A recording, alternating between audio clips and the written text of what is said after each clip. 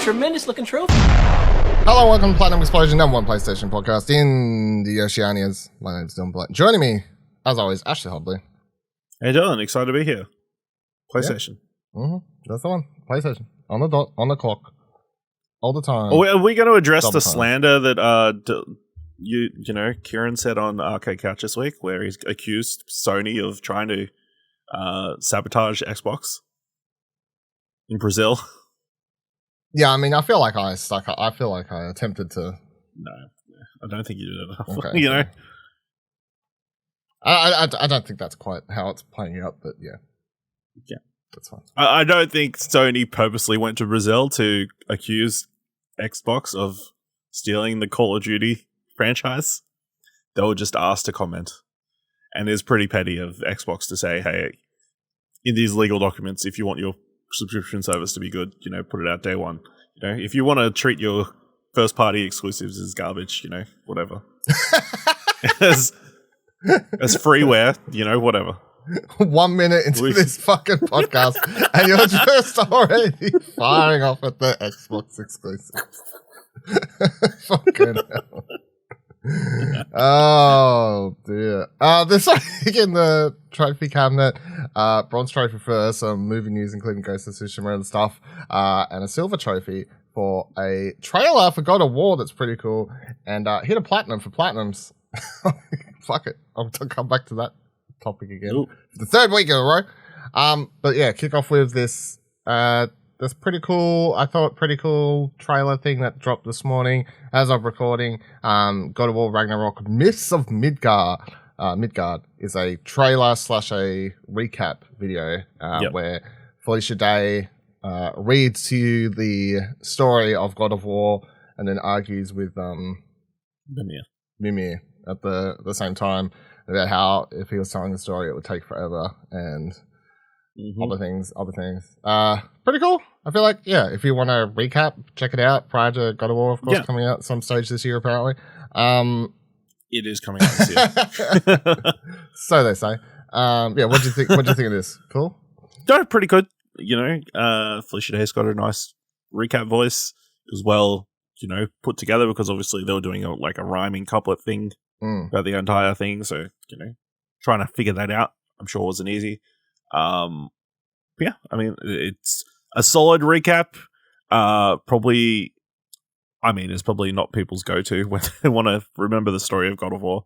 They'll probably find something with a little bit more actual gameplay rather than just a retelling of events, or like actual cutscenes and that kind of stuff. So, but you know, it's a nice refresher. I mean, how much refreshing do you think you really need? That's my question. Like, do you feel like you need a refresher? Like, is there that much that you would need a refresher? I mean, this like recap the major events. I think I'd just like to actually see the major events rather than them in small animated pictures. You know what I mean? Because it's like, long story short, it's like Kratos fights gods, pisses off gods, kills. Spoilers for God of War, but Fuck it. You've played it by now. Kills Dipshit's brother, then the other person, kills some dragon, find out Atreus is Loki, his mother was a troll. No, a giant, sorry. Giant. Wow. Ragnarok's coming. GG. Yep. You know, like, what? Come on. Pretty simple, right? Mm-hmm. There's that woman, yeah. She's pissed off. You kill Freya, yep. She wants revenge. Yep. Even though, you know. Yeah, I would watch this rather than listen to this recap from Dylan. I think it's probably higher quality. Yeah, no, that's fair. Look, I was helping them sell it by doing a purposely very bad recap so they could enjoy it. So. All right, Sony adjusts default PlayStation Store sorting amid shovelware backlash. Let's talk about these games for the third week in a row. Push Square writes, as many of you will no doubt be aware, the PlayStation Store has become overrun with copy and paste games, the majority of which exist to dole out 60-second platinum trophies. Browsing the new release section of the PlayStation Store has consequently become a nightmare, as you are inundated with multiple permutations of the exact same game. It's become a real problem, bearing more legitimate games. While we don't necessarily agree with the heavy-handed curation, who's to decide whether a game should exist or not? We pointed out recently that Sony does have a real problem on its hands finding an adequate solution to this. We suggested some smart changes to the way the PlayStation Store surfaces thing could be changed. And earlier this week, we noticed the firm has already made an adjustment, both on the browser-based PlayStation Store and PS5 app. The new games ribbon is now sorted by best-selling as opposed to release date. This means at the time of typing, at least you'll see games like Cult of Lamb and Arcade Paradise rather than the Jumping Noodles Turbo and the Pig Quiz. Now, the key detail here is that the later games still exist and can be found fairly easy with a couple of clicks, but the default filter is a little bit more useful for the average user. Obviously, there's a lot more work to be done here, but as a temporary stopgap solution, we're impressed by the speed at which Sony adjusted here. I find it interesting that this discussion had reached such a point that Sony's actually adjusted the PlayStation Store. Yeah. You know what I mean? I mean, I think, yeah, a lot of people have been tweeting about it, so it's like hard to ignore. But, you know, as we say here, infrastructure counts. So, I mean, those games are valid. I think it's like a very simple fix and like kind of just for the average person, they won't notice. They won't realize what they've actually done. They'll be like, oh, all this stuff is gone from the new games slide, but all they've done is like change the default filtering, you know? Yeah, and it's not actually like for everything. It's not a be-all solution because like they're just sorting it by best-selling, but that like to help bury the $2 platinum games, but that also will bury legitimate games that aren't best-selling as well, so because they will still get pushed down. You know what I mean? Yeah, but I think, you know, the cream rises to the top, so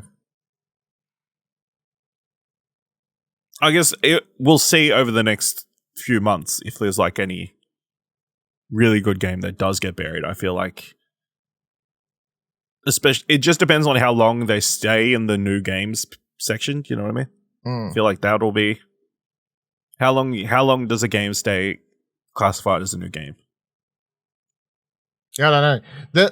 It's not really even a place. This is the thing. Like, the more people, because I still see people tweeting about it and talking about it, whatever else. It's not just a PlayStation thing too, because like shovelware games exist on Steam. Like, be it cheap, weird anime girl games. You know what I mean? Like, no matter what platform you go to, there is a selection of shitty, cheap games that people are putting on the platforms. And no one really has a solution to it because you can't just... I mean, the only solution is heavy curation, which nobody really wants. Yeah. Yeah. Because at the end of the day, if people are paying for something... PlayStation doesn't mind. They don't care. Like, it's... Yeah. Be it the easy platinums, be it the anime titty games, like, you know, like, whatever sells. Mm-hmm. Whatever sells. Doesn't matter. Whatever sells. You know what they say? Sex and platinums. I don't think anybody has ever said that.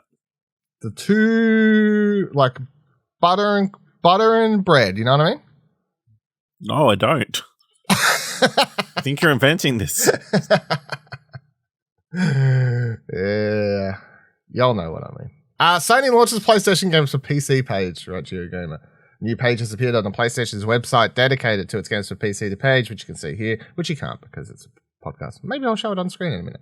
It does exactly what it says on the tin. Here you'll find information about old games of the PlayStation games that have been introduced to PC, such as Days Gone, God of War, Horizon Zero Dawn, but also DSLs and upcoming releases. Currently free upcoming games listed on Marvel Spider-Man Remastered, which is out now. Marvel Spider-Man, Miles Morales, and Uncharted Legacy of Thieves Collection. Miles Morales PC release is currently listed as Fall 2022, while Uncharted still has a tenacious and non-committed 2022 next to its name, despite being announced as coming to PC in the future. There's no sign of The Last of Us Part 1 on the site. Sony also, I'll just quickly tuck on here, people data mined Spider-Man, and it found hints that Sony is planning to integrate PlayStation Network into the games that they have on PC, which I guess would potentially work similar to like the Xbox overlay you have, where you have like your achievements and your friends list and maybe all that sort of thing, which would be cool because that would be cool because it means like if you want to replay God of War for an extra plat or something on the PC version, and go for gold sort of thing. You know what I mean? Yeah. Spider-Man, by all accounts, is good on PC, which is great to see. Mm-hmm. I've seen Shocker. some hilarious mods. Yep. Already? Yep. Which is the downside of all that, because I think it was someone that did a very messed up version of Kingpin and replaced the Spider-Man model with him. So you've got this very weird looking Kingpin just swinging around, and I was watching that this morning. I'm like, okay. Why? That's my question. My number one question. For video viewers, this is the website. Enjoy. Moment of brief. There's Predator on here and Helldivers. I'm like, oh yeah, fucking God of War, Spider-Man, and Predator. A game that I don't think anyone plays anymore. But maybe they will now. Maybe if they added in DLC for that new movie that's actually good, Prey. Watch it on Disney+. They did. I believe they put the Predator from Prey in. Oh, did they? Okay. No, I want to play as the main character. How about that? Maybe, I don't know. Rip. Next up, Sony. No, not Sony. Xbox. Let loose. Coming back to Brazil. And actually says that because of the Brazil court documents, we now know that PlayStation smashed Xbox last generation. So, of course it did. Kotaku writes, for years, Microsoft has refused to share sales numbers for its Xbox consoles, leaving us in the dark or just how well or poorly they've sold compared to PlayStation and Nintendo's machines. But now new court documents reveal that the PS4 reportedly sold more than twice as well as the Xbox One, according to Microsoft. Blah, blah, blah, blah. The information about Xbox One was first spotted by Game Luster in documents submitted by Microsoft to Brazil's national competition regulator. The Verge was able to translate the docs, which revealed that Sony sold more than twice as many PS4s. Quote, Sony surpassed Microsoft in terms of console sales and install base, having sold more than twice as many Xbox consoles in the last generation, end quote, confirmed Microsoft in the court docs uploaded earlier this month.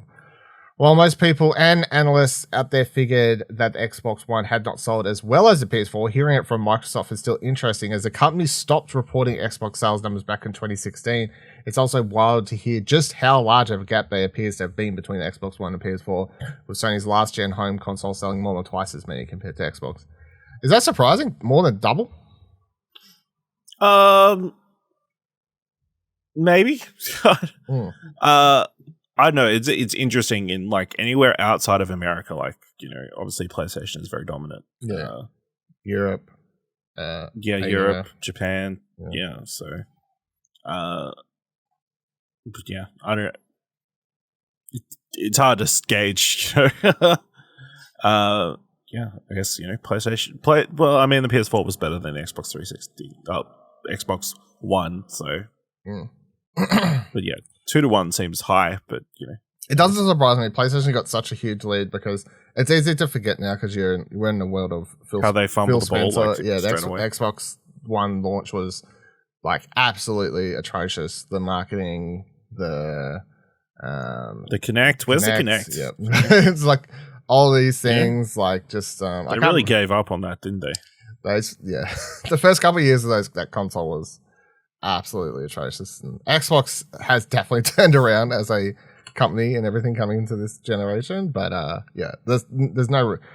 It's very evident why they had such a bad start, and it was because of combination of decisions made and ways that they chose to market that particular machine. So, point to PlayStation, double points to PlayStation, more than double points to PlayStation. Yeah, 2 for every 1 to Xbox. Winner, chicken dinner. That's right. They announced this morning. Disney's Polygon writes, Disney's upcoming D23 Fan Expo will include a little something for everyone who considers themselves a fan of Disney, Marvel, Pixar, and Star Wars across the company's film, television, and theme parks division, like Polygon. This year, the D23 Expo will also have something substantial for video game fans, with the Disney and Marvel game showcase coming on September 9th, probably 10th. I haven't actually looked out the times or anything in Australia yet, but I assume it's probably September 10th for us. Even if you aren't, PST. Probably at stupid o'clock AM. Even if you aren't going to sold out D23 Expo in person, you have to watch it online. The Disney and Marvel game showcase promises new looks at and new content reveals for Okay, so actually list stuff here. I missed that. I actually said stuff. Disney Dreamlight Valley, which is as Ash called it prior to recording, the Disney Animal Crossing game. Marvel's Midnight Suns, and Lego Star Wars The Skywalker Saga. Disney is also promising a sneak peek at the upcoming Marvel Ensemble game from Skydance New Media, former Uncharted creative director Amy Hennig's studio. Skydance and Marvel announced their new project last October and have revealed little in the way of contract details. The studio also has a Star Wars game in the works, but it seems unlikely we'll see anything beyond that. Beyond those announced projects, there's a long list of games based on Disney-owned properties, including Bethesda Softworks' Indiana Jones game, Insomniac Games' Marvel Spider-Man 2 and Wolverine, and a new Star Wars game from Ubisoft's Massive Entertainment, Respawn Entertainment, Aspyr, and Quantic Dream. While none of those titles are confirmed to appear at the Disney Marvel Showcase, it's possible fans could get updates on projects and updates on projects closer to completion, like next year's Star Wars Jedi Survivor. So, firstly, on what we're seeing, is there anything there that you're excited? And then, what are you hoping or think we'll see? So, Disney Dreamlight Valley, Marvel Midnight Suns. I assume that's what you care about, and then Lego starts. I mean, yeah, Midnight Suns, but obviously it's been delayed, so it's like, it's still so far away. I mean, being confirmed, we know what they're going to announce, the Amy Hennig game. That's exciting. That's like what property are they going to pick? But yeah, that would be the pick out of the four that they've announced for this showcase. But yeah, it's a prospect of what more they could show. That's exciting. Do you think you would see anything from the big PlayStation, the big Insomniacs? I mean, it wouldn't surprise me if we see something else from Spider-Man 2, purely because it is a 2023 game. So, whether it's another scissor reel, or just, more announcements for like different characters who will show up in the game or something like that. Obviously we know Venom's going to be in the game. They've already announced like voice cast and that kind of stuff. I feel like those are like simple stuff that's very, would be fitting for like a D23, like announcing who's going to be in the cast for the game. Especially, like how is, they could just kind of explain how New York is going to be different now after the events of Spider-Man 1 and Miles Morales. Because, obviously Feast and Aunt May are going to be a big part of this game, I would imagine. So, yeah. And then, maybe we get another look at Wolverine. Like, again, this would be like a good place, because they're going to do a bunch of like casting announcements probably for all the Marvel and Disney stuff. Tell us who's going to play Wolverine in the Wolverine game. I feel like you could see, for either of the Insomniac things, I feel like any sort of just a story-based teaser trailer, similar to what we've already got, is totally fine. And then if PlayStation, next time they want to actually show you a first look at gameplay, I feel like that'd be fine. But I wouldn't expect anything more than like a teaser trailer for either. Maybe, as you said, some more voice cast news, but like as far as like visual elements go, definitely nothing more than like a teaser trailer sort of thing. Indiana Jones would be cool to get. Like, who? Like, nobody cares. I potentially care. I potentially care. It's a PlayStation podcast. Nobody cares. I potentially care. I want to know who's voicing and like what the age of Indy is going to be in the game. It's going to be Chris Pratt. Harrison Ford didn't say I couldn't be the video game Indiana Jones. I'm out then. I no longer care. And I think we can rule out the Aspyr and the Quantic Dream game. Those aren't going to be there. Yes. Let's forget about the Quantic Dream game, full stop. And then the Aspyr game is, by all accounts, up shit creek. So, yep. And then we're claiming the Skydance game because it's Amy Hennig's basically PlayStation. Yeah. So we'll claim that one. Also, they didn't mention this article, but they showed in the announcement of the showcase, they showed footage of the Avatar game. So I assume they're going to be showing some of that off. That's actually funny. Hey, that would fall under Disney technically. Yeah, it's a 20. They didn't want to call it. They didn't want to call it the Disney and Marvel and Fox related. Yeah, Fox property related. X-Fox property game. So that's funny. And yeah, I mean, we joked about it before recording, but Marvel Snap. Oh yeah, give us the new season. You know, if you haven't been keeping track of Marvel Snap, listen to every single arcade couch since the game came out in Australia. It's literally been mentioned every episode. I don't know if anyone's talked about it more. For anyone who doesn't care, they're like so sick of it. And now you're listening to this, like, for fuck's sake. Bring Marvel Snap to PlayStation is what I'm saying. I don't know if I'd want to play it on. I don't know, that'd be like moving the cursor around the screen with the... Yeah. I don't know. Maybe. It's not ideal, but, you know. Trophies, yeah. Good point. I'll take it back. I'll play it for the trophies. I'll move it. Yeah, and then maybe Star Wars Jedi. That's what their game needs. That game needs, like, overall achievements. Not just daily missions. Overall achievements. That'd be good. And Star Wars Jedi Survivor, I feel like is surely just a tease trailer. Surely something. Another tease.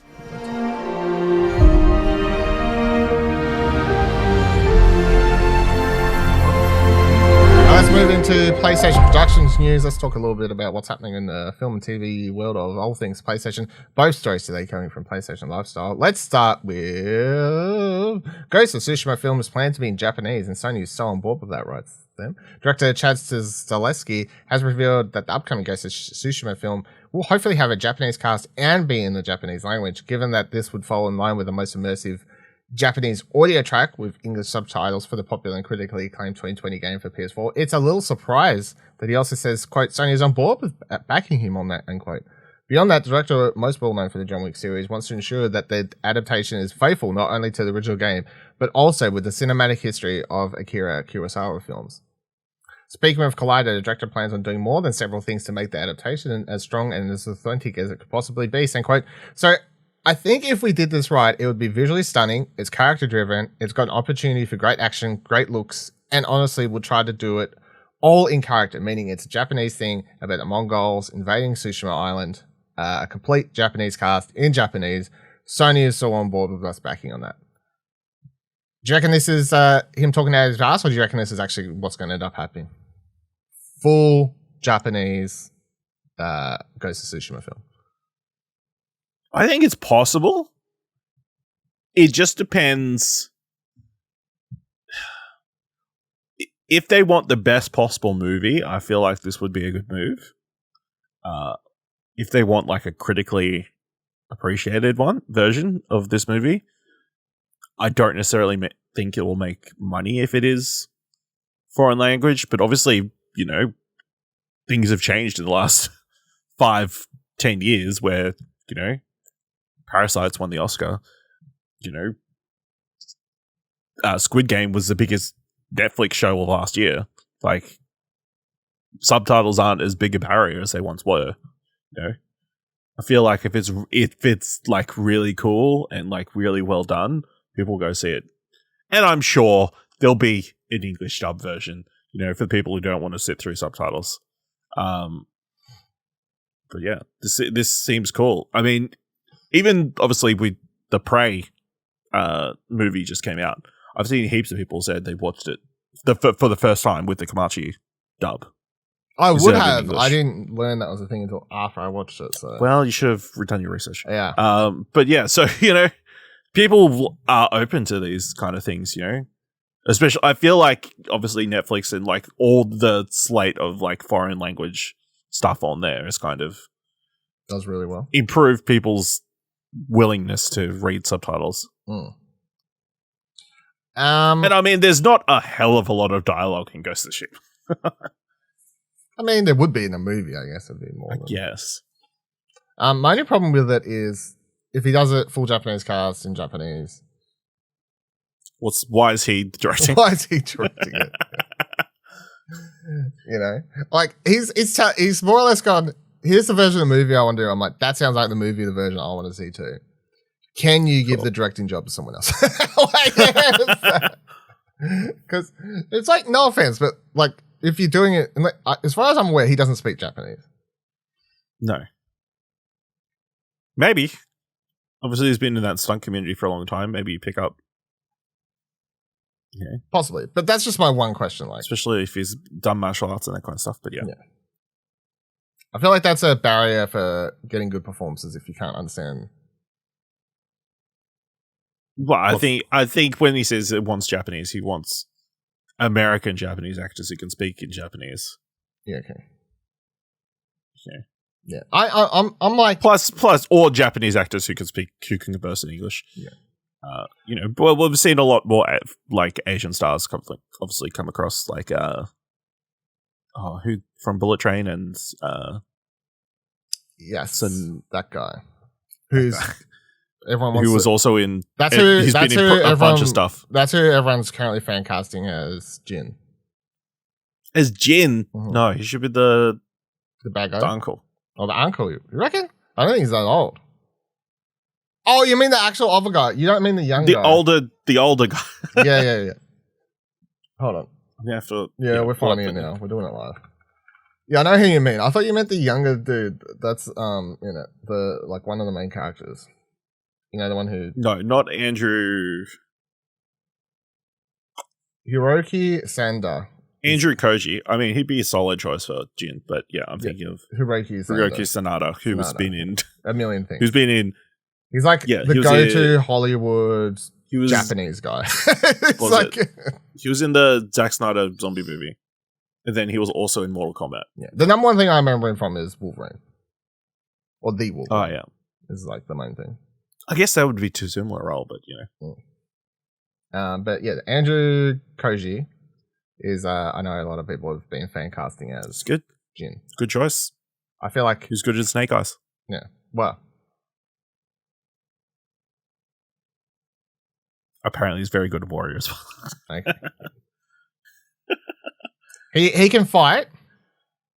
Yeah, he's got the credits there, and he's young enough, as I said. Like he's born in 1987. I don't think he looks quite that old. I actually think he looks a bit younger than that. But yeah. So I feel like he could fit I feel like he would be a good fit for Jin. Yep. There's our fan cast. There you go. Well, not really our fan cast. I just said everyone's fan casting him. It's everybody's. Yeah, I agree with the fan casting. On the... he's got the connection because obviously Chaz Sadowski is good friends with David Leitch. So there you go. Yeah, true. Put in the good word for him. Hopefully. Done. Hopefully. Last of Us He's worked with Sony before with Bullet Train, so I mean, it's all the connections are there. It makes sense. They gave Bad Bunny a film after this. So.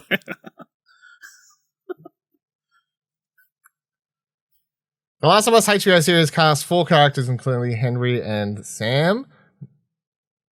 Henry will be played by Lamar Johnson, confirming former rumors based on photos and various social media connections. Meanwhile, Sam will be played by Kevon Woodlard. In the original game, the two brothers had a significant impact on Joel and Ellie's journey. In addition, to the news on Henry and Sam as revealed by Jen, 2 new characters, Marlon and Florence, will be added as a married couple surviving alone in the wilderness of the post-apocalyptic Wyoming. Graham Greene and Elaine Miles will guest star as Marlon and Florence, respectively. The HBO adaptation will make a slight change to the original plot, having Joel and Ellie meet the 2 brothers, Henry and Sam, in Kansas City, as opposed to Pittsburgh. It's unclear how much this will impact the story, but it's understandable for an adaptation not to follow the exact plot of the source material. I feel like they changed it so they get to spend more time with them. So then, I don't want to... It's hard... I'm still up in the air of talking about this spoilers because I don't know. You know what I mean? It's that whole thing where it's it's coming back. The game's coming out. Literally the game's coming out. Some people, it's a bit different. Whereas God of War, I'm like, look, sequel's about to come out. Spoilers are off the table at the moment. But then this, it's literally this part 1's about to come out and the series. So I'm going to say spoilers are back on for The Last of Us at the moment. I feel like the adding them into the show earlier to have them stick around for a bit longer makes that journey and those characters' story a lot stronger, I feel. And then the addition of the new characters for 1 episode, I feel like that's just I don't know, to help the pacing or just have them interact with other people. Because there's obviously, instead of just being fully alone, I don't know, something like that. So what do you think of any of this? Yeah, that's fine. To anybody who's not American, Kansas City is not that much different to Pittsburgh. So, I mean, they're just cities in America. So it's hugely different. I guess, like, distance-wise. I also feel like this guy, I just looked him up, Lamar Johnson, right? I feel like he's too old, but... So he was born in 94. He definitely doesn't look as young as Henry looks in the game, but I don't feel like that really matters. I don't feel like the character's age matters too much. Well, you just wait till the part 1 version comes out, and then he's going to be all the wrinkles will be on his face, and, you know, he won't be as smoothed out, you know? Just like Tess looks older now, you know? He'll look older in this new version. And it'll fit more. Okay. Good point. They're fixing it all. Yep. Alright, well, there's all your PlayStation Productions updates for the week. There's all your PlayStation news for the week. Let's say any comments, questions, concerns you've had about this week's episode. You can find us on Twitter, explosionnetwork.com/Twitter. Join our Discord, explosionnetwork.com/Discord. And if you like the episode and thought it was worth a dollar, head on over to explosionnetwork.com/support. And remember, even if it's annoying, upsetting your PlayStation Store layout, every trophy does count.